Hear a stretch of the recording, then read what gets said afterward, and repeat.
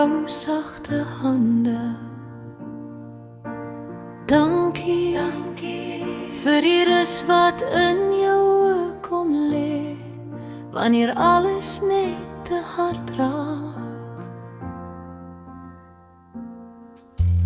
Dankie vir jou sagte nabyheid.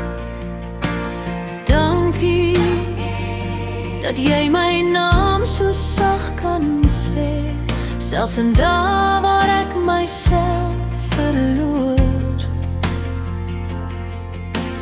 Dankie vir lig deur donker vensters. Dankie vir elke woord wat warm bly in my, wanneer die nag te koud raak om te droom. Dankie vir die manier waarop jy luister. Dankie dat jy my stukkende stiltes verstaan, sonder dat ek ooit alles hoef te sê. Dankie vir môres vol sagte asem. Dankie vir liefde wat net eenvoudig bly, maar stadig so sonlig deur my beweeg. Dankie vir hierdie nuwe hartklop. Dankie dat ek weer veilig voel in liefde,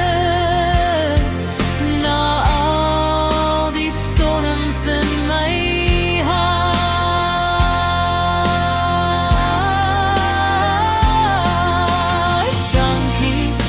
Geduld met my winters.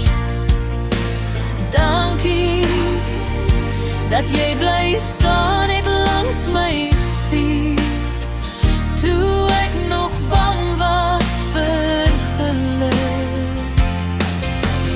Dankie dat jou liefde my hart laat oopvou het, tot diep binne in joune.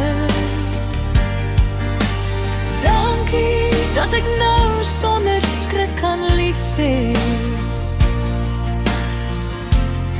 net alles wat in my lewe.